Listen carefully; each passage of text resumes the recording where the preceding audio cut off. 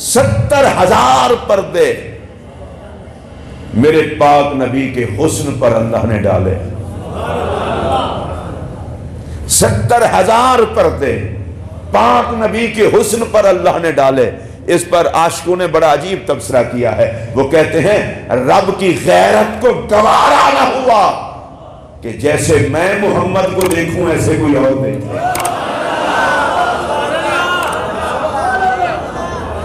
اگر میں یہ کہہ دوں تو اس میں حق بجانب منبر پر بیٹھ کر کہہ رہا ہوں، بغیر پردوں کے مصطفیٰ نے خدا کو دیکھا ہے، اور خدا بغیر پردوں کے مصطفیٰ کو دیکھتا ہے.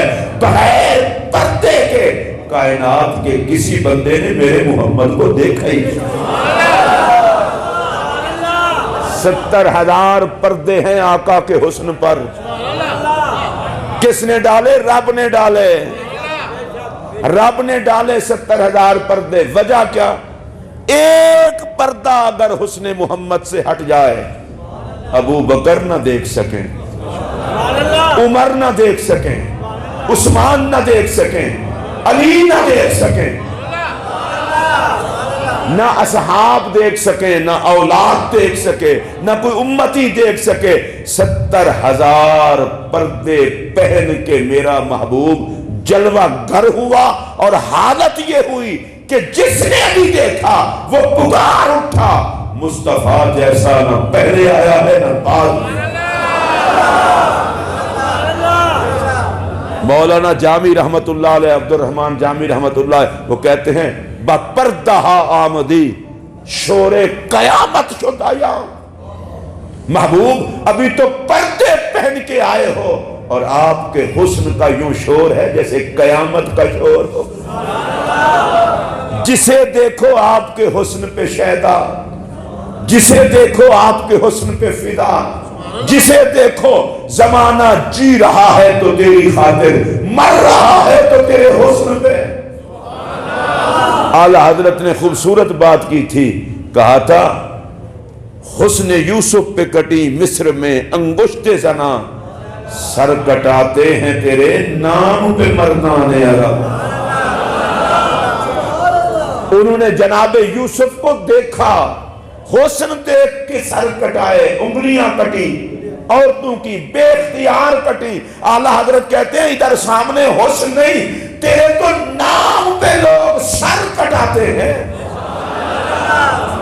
اور جو تیرے نام پہ کٹتا ہے وہ کہتا ہے اللہ کی عزت کی قسم کامیاب ہو گیا کہ میرا سر محمد کے کام آ گیا. جس نے بھی دیکھا کہیے سبحان اللہ. پردوں میں دیکھا، پردوں میں دیکھا. آپ اس کو پھر سمجھیں. بعض لوگوں کی آنکھوں پہ پردہ پڑ گیا، پردوں میں دیکھ کر کے کسی نے نہیں کہا کہ حضور ہم جیسے ہیں. عزت والوں میں کوئی نبی جیسا نہیں ہے. کوئی کمینہ بنے تو بھلا عزت والے مانیں گے؟ تمام عزت والوں سے اونچی ذات میرے نبی کی. پھر ایک اور فرق دیکھیے. کلیم اللہ نے خود کہا کہ یا اللہ مجھے دیدار کرا. آقا نے نہیں کہا. اپنا جانا اور ہے، ان کا بلانا اور ہے. ادھر میرے آقا نے خود نہیں کہا، خود نہیں کہا.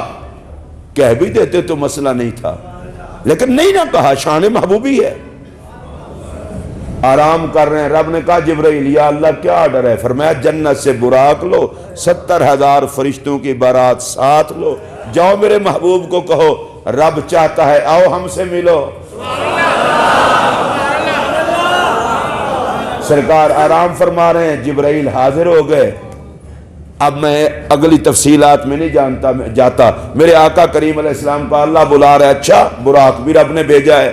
حضرت شیخ عبدالحق محدث دہلوی رحمت اللہ علیہ اور دیگر بزرگ بڑی خوبصورت بات کہتے ہیں. وہ کہتے ہیں براق تو آخر تک گیا ہی نہیں، پھر آیا کیوں؟ اور ویسے اگر آپ سن رہے ہوں تو جبرائیل بھی تو آخر تک تو نہیں نہ گئے.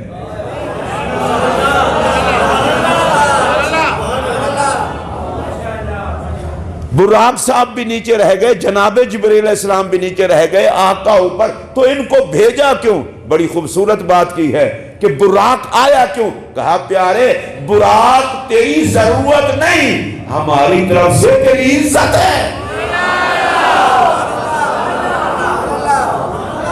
جدت کے اس ماحول میں جب جدت نے سب کچھ ہم سے چھین لیا، اب تو پیر صاحب نے بھی گھر میں تشریف لانا ہو تو لوکیشن سینڈ کر دو، چاہے وہ لوکیشن 6 گلیاں گھماتی پھرے حضرت کو، باہر آتے ہوئے بھی موت پڑتی ہے۔